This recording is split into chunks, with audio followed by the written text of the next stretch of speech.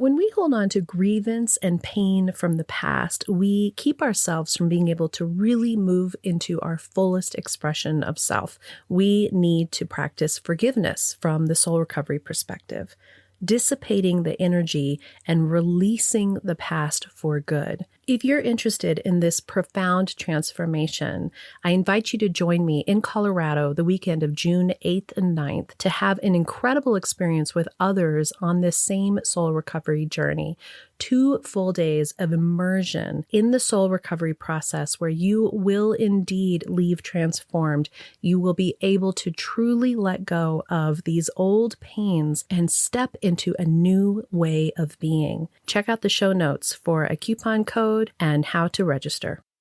In this episode, I want to talk about rumination. There was a great comment from the Soul Recovery Facebook community, and it was a question. It says, does anyone else have a running obsession in their head of conversations they'd like to have with someone in their lives?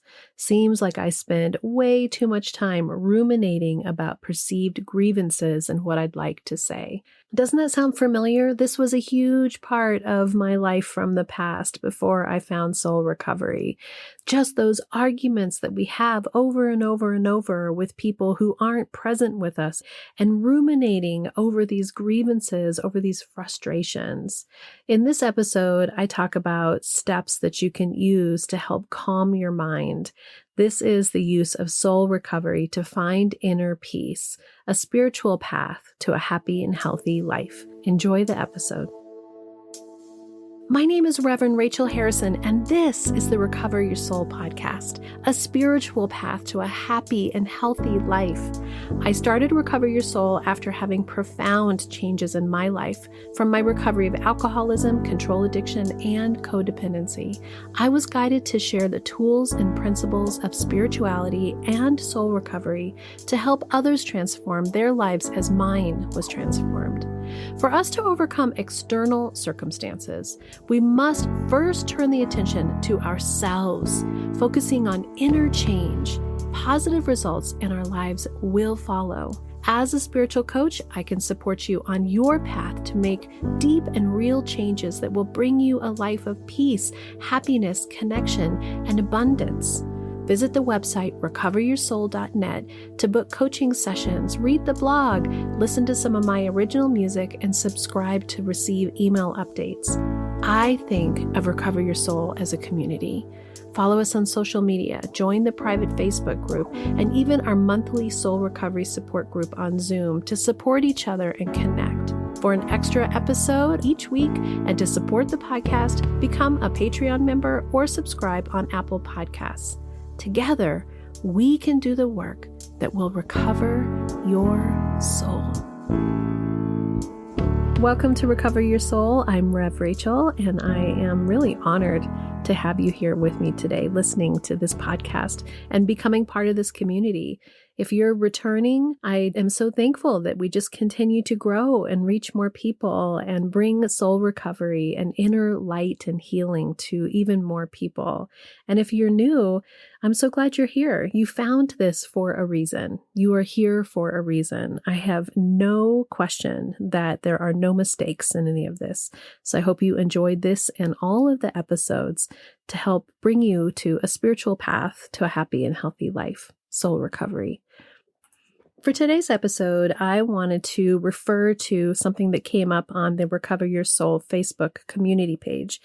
And if you haven't gone to Facebook and just liked the general Recover Your Soul page, which I would really appreciate if everybody would do that, but even more so, there is a community page. We now have over 400 people and growing every single day who are on this Facebook community.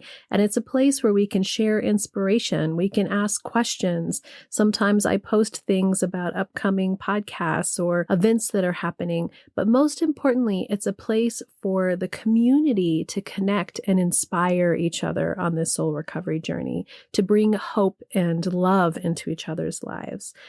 And so one of the members asked this great question, and I thought, yes, I'm going to talk about this on the podcast. It says, does anyone else have a running obsession in their head of conversations they'd like to have with someone in their lives?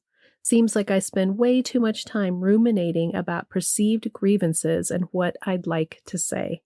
First of all, I just want to say thank you for going onto the page and asking that fabulous question.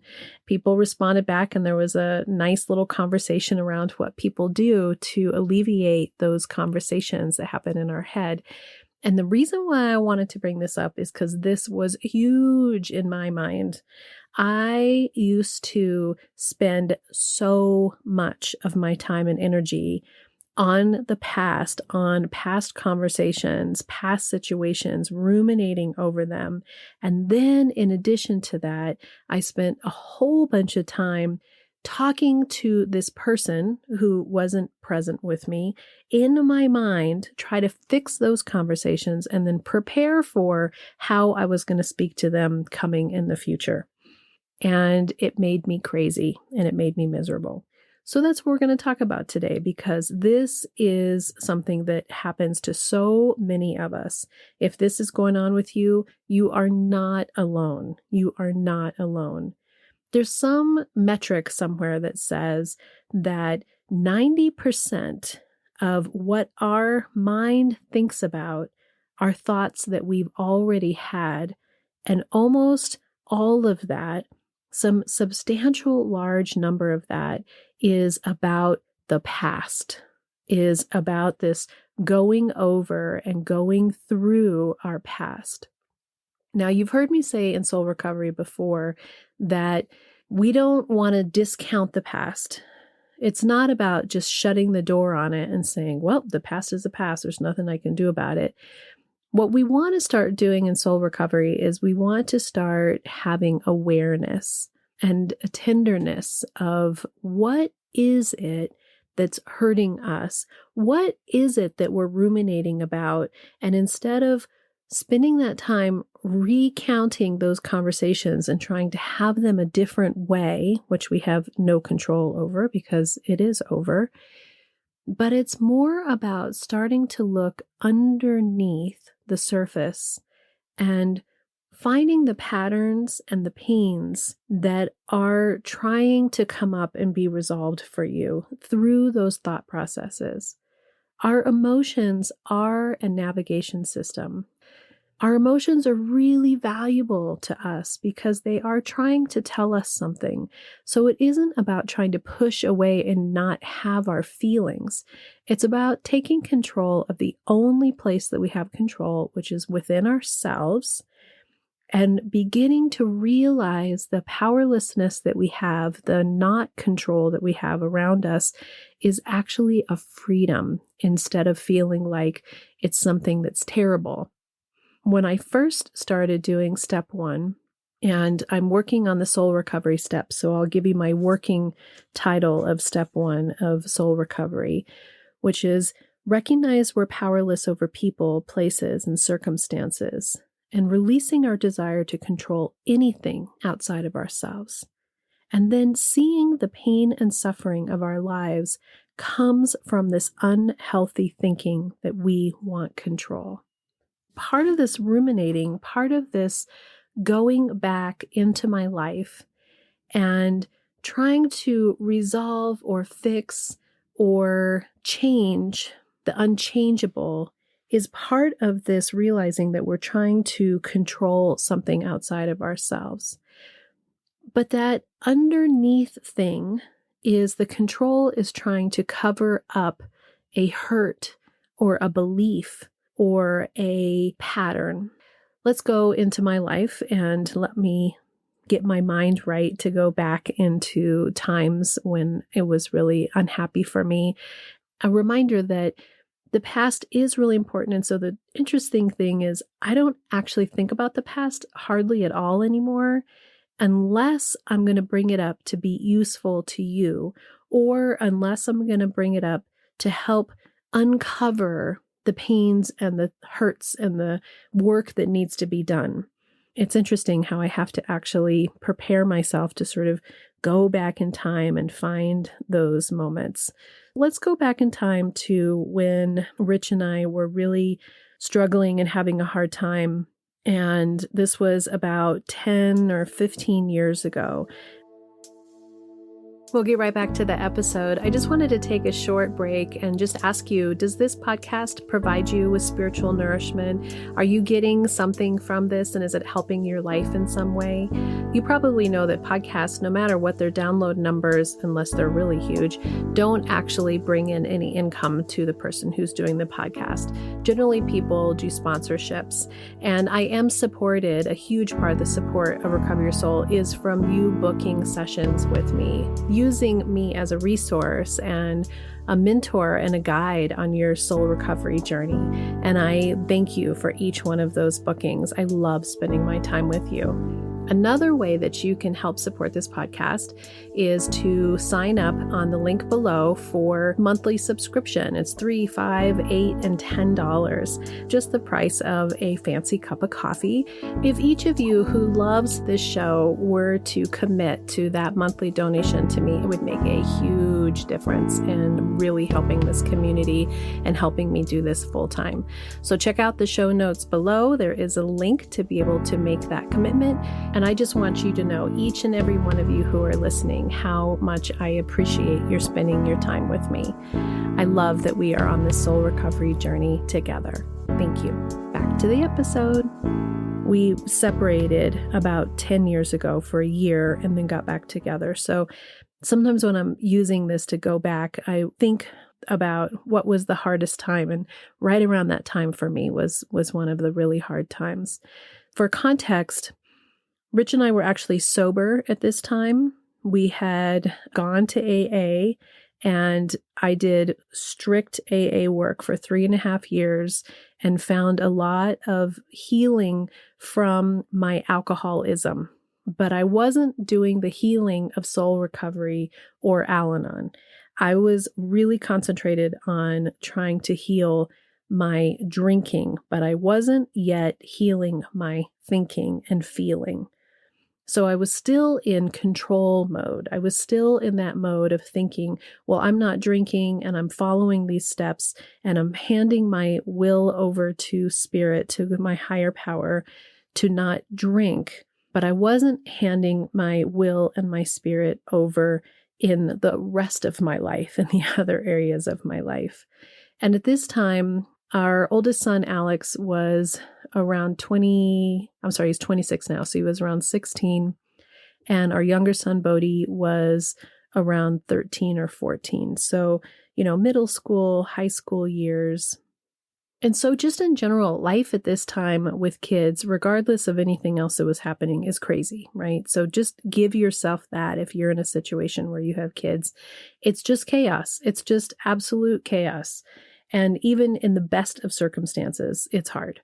So for us, even though alcohol wasn't part of our life, there wasn't emotional sobriety in the home. Rich had stopped going and doing any AA work at that time anyway, so he was what is called a dry drunk, and I was becoming a pretty intense control freak, to be honest.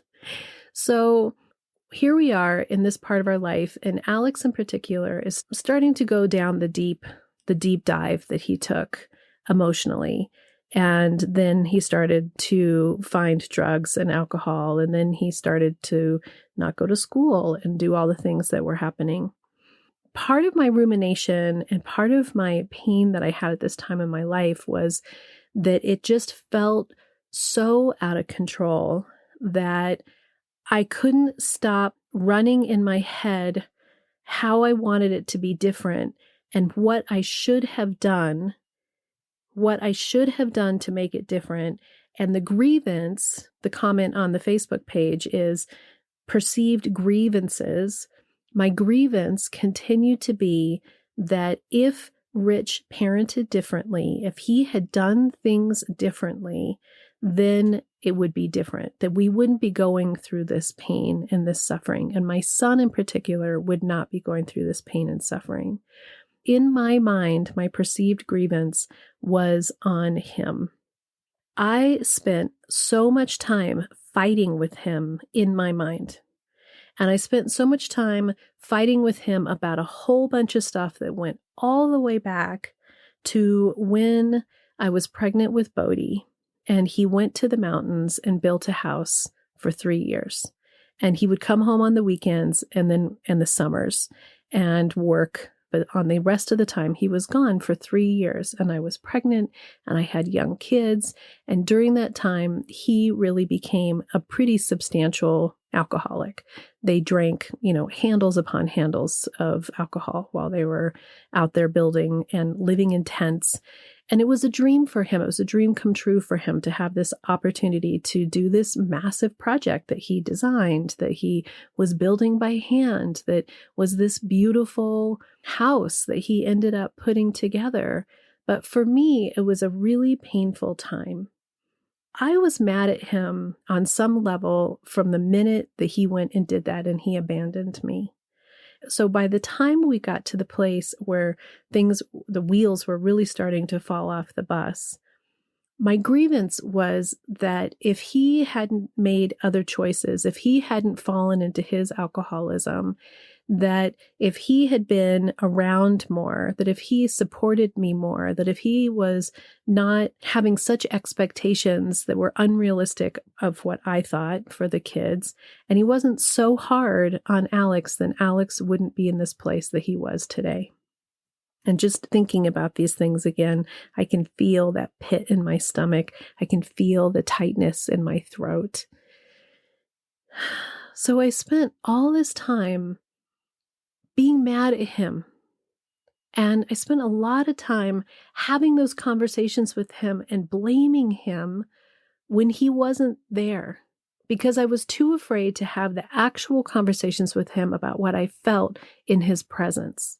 So in his presence, I was just cold or irritable or nitpicky or not attentive, or sometimes I was upset. Sometimes I was critical.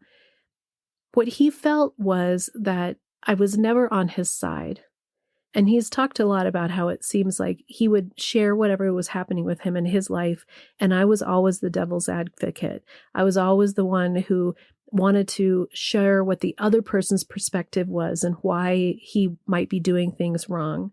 And when I look back on it, it was because in my mind, I was having all these conversations with him of trying to let him know how he should be somebody else, where he messed it up, where he left us, where he left me, how he could have been different, how he could have been better.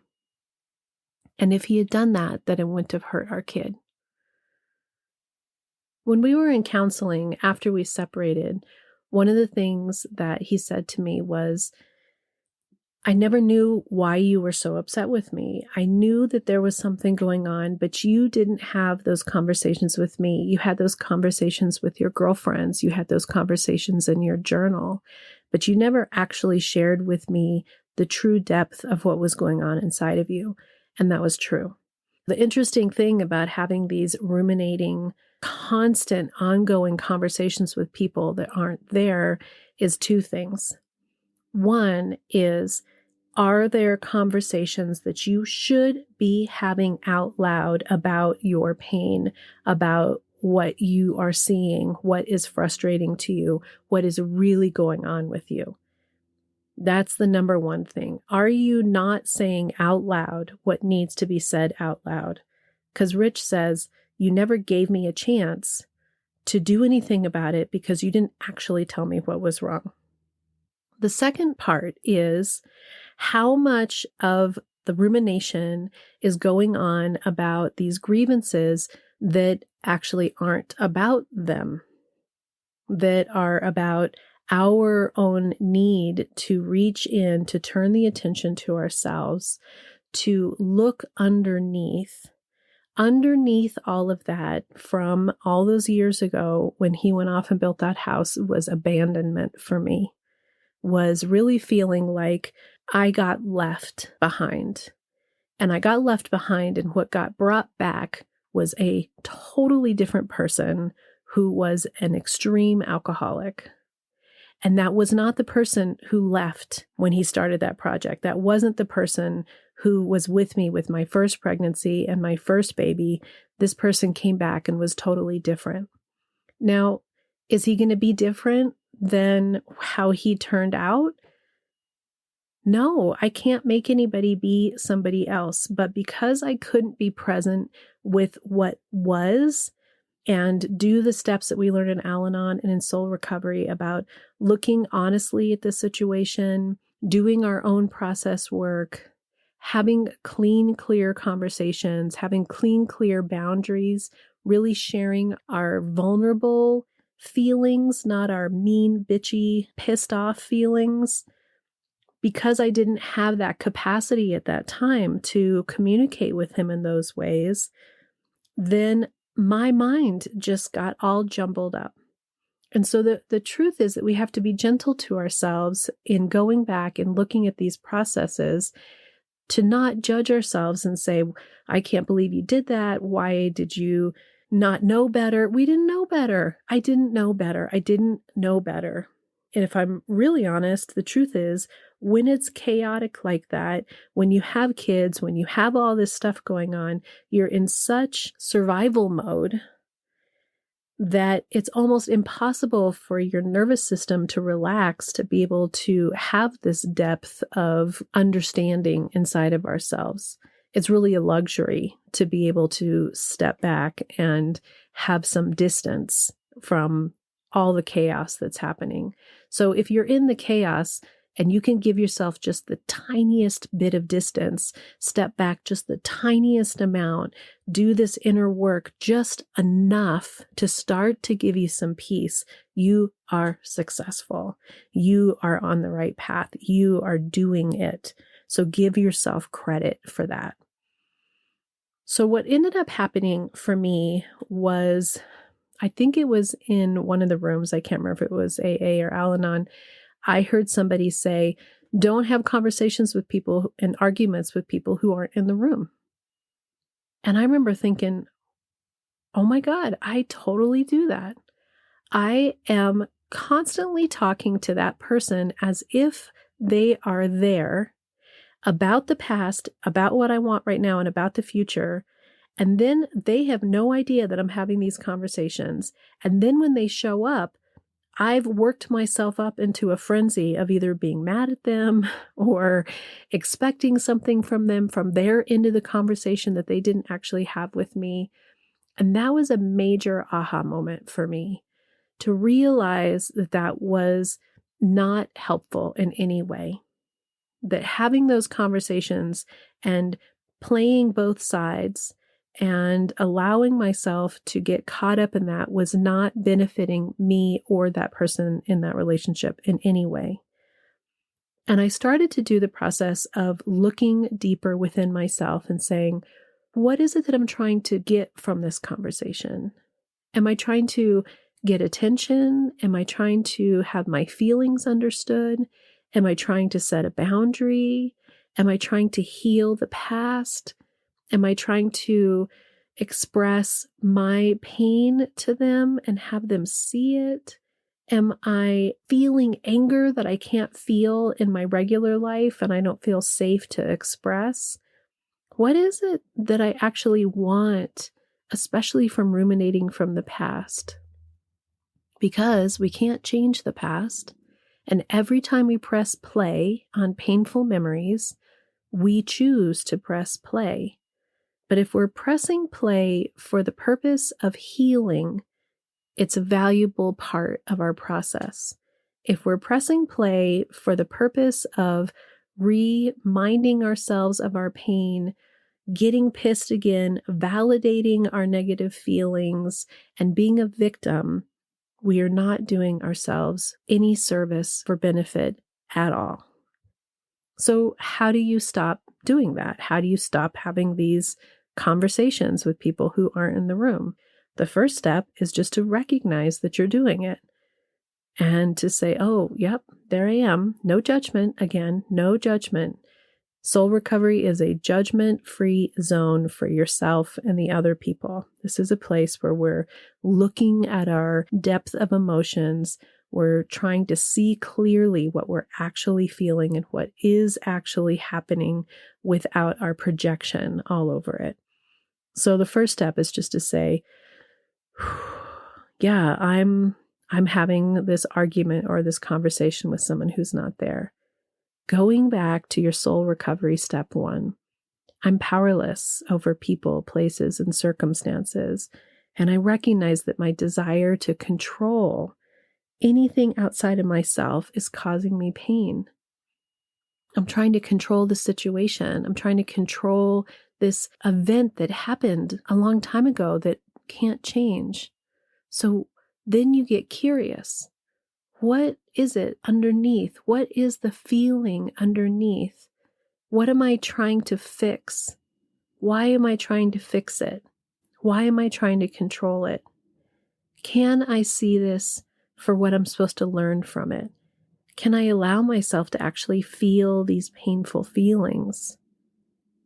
Yes, I can allow myself to feel these feelings, to be compassionate to yourself, to be tender to yourself and say, it's easier to do a whole bunch of blaming and fighting with somebody in my head than it is just to feel my disappointment, my rejection, my abandonment, my anger, my sadness, my grief. Then we can start to do the work that heals those things, to be forgiving of yourself, first and foremost. Then to be forgiving, if you can, of the other people by seeing their humanness, by recognizing that everybody's experiencing their own stuff. And when we take the focus away from feeling like we're the center of the universe and recognize they're having their own experience. My husband went up and did this project that was a dream for him. Did he want to abandon his family? No, of course he didn't want to abandon his family. He was working so hard to make ends meet. He would come home on the weekends just totally blown out. He used alcohol to keep his fuel going up there, at least he thought he did. He didn't have any desire to come back and be a much worse alcoholic than he was before. That wasn't his intention. That's what it felt like to me, but that wasn't his intention. And when I look at all those years with the kids, what I can see now is I can see a man that was doing the best that he could, that he too was overwhelmed with why things were going the way that they were. And he was incredibly saddened by having a wife that was so upset with him and he didn't understand why. And so he went into his control mechanisms the same way I went into my control mechanisms. If I have compassion for him and for myself at that time, what I see is I see two humans that were both grieving a life that they thought that they were going to have that didn't turn out the way that they wanted. And we both used unhealthy behaviors and addiction to cover up our individual pains. We didn't know how to communicate. I don't know about a lot of you, but I didn't grow up with the modeling of two parents that got married, communicated great, stayed together the whole time. Neither one of us came from that. We both came from divorce. When I could separate a little bit and start to realize that it was my pain that was making me ruminate, and that I can look at that pain, that I can lean on my higher power, that I can trust that I'm supposed to learn something, that I can trust that I can handle it. And if you do any work with me one-on-one in soul recovery, we do looking back at our past. We go back and we look at our childhood in a way that's healthy to figure out what are these patterns. So when I started to discover what the patterns were and what my belief systems were, that I was trying to use these arguments, these constant arguments in my head to relieve, then they started to break apart. And I don't have those conversations with people who aren't here anymore. And every once in a while, I'll start to have one. And then I think, this is where I need to journal. This is where I need to journal and not have a conversation with them, but I need to have a conversation with myself. I need to start asking myself questions. How are you feeling? What's going on underneath there? Why are you trying to hold on to this? What's the pain of this? What is the outcome that you're hoping to get out of this perceived grievance and this perceived conversation with someone? What do you need? How can higher power help you in this? How can you ask for help? How can you ask for healing? And through these processes of soul recovery, by turning to spirituality, by letting go of the pain, choosing to let go of past pain, and then literally separating myself from the past to where now that we're here in this space and I'm talking this way, all of that pain that I felt earlier as I was bringing up those circumstances has loosened up and left me, because I can decide how I'm going to tell that story. I decide what view I'm going to look at that part of my life with. What lens am I choosing to look at that part of my life with? And I am in a place in my life where I choose love. I choose healing. I choose spirit. And I choose to believe that these were lessons that I was supposed to have an opportunity to grow from if I choose to see it that way. And that life is hard. It doesn't promise that it's going to be without complexity. And we all made it through it. We made it through it. But I want to be able to communicate clearly what I need.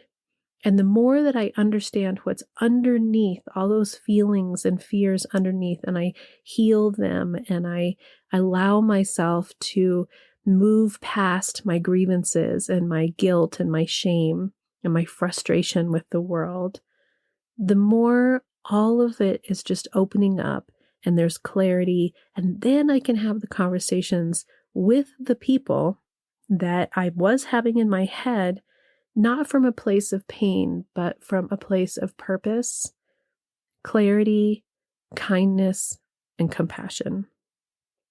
And in those conversations, learning to let go of the outcome, letting go of what I think is the right answer. Do you want to be happy or do you want to be right? I choose happy. If you are still having these ruminating situations and conversations in your life and you want someone to help support you through it and help you get to the other side, that's what spiritual coaching with me is all about. I'm here to support you along the way. So don't hesitate to reach out to me. Book a session from the website. And the show notes below this episode is a code to get your session 40% off your first session with me. Let's do this work together. I want to give you the peace that I've found in my life. That's what soul recovery is all about. If I can do it, you can do it. If I can do it, you can do it. Because together, we can do the work that will recover your soul. Until next time, namaste. Are you wondering, how do I go deeper on my soul recovery journey? Or how do I support this great podcast? Well, here's your call to action. If you're ready for real inner change and would like to work directly with me, visit the website and book a coaching session. I'm here to support you on your unique path. I'm here to help you let go of the past, to deepen your connection with higher power, whatever that is for you, and then to discover and step into a happy and healthy life of your making. You can also become part of the Soul Recovery community. One way is to join the support group.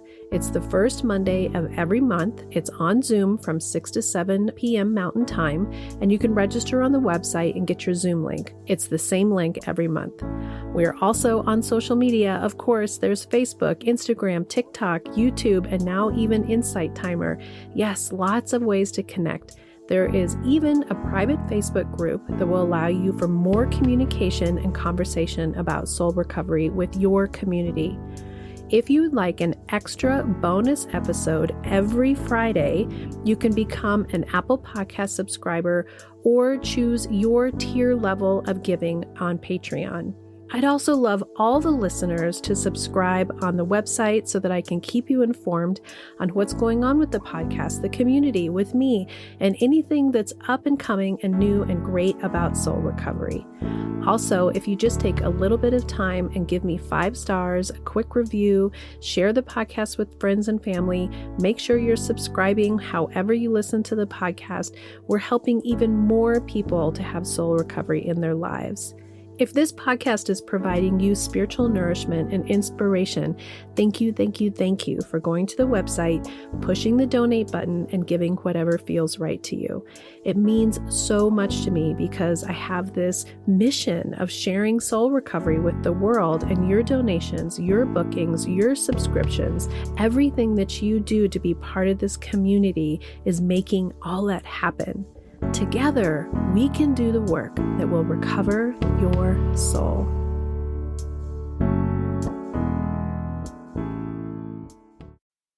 The Recover Your Soul podcast and its content is for educational purposes only and is not allied or representative of any organizations or religions. It's based on the opinions and experience of Reverend Rachel Harrison. Recover Your Soul claims no responsibility to any persons or entity for any liability, loss, damage, or cause alleged to be caused directly or indirectly as a result of its use. Applications or interpretations of the information represented herein. Take what you need and leave the rest.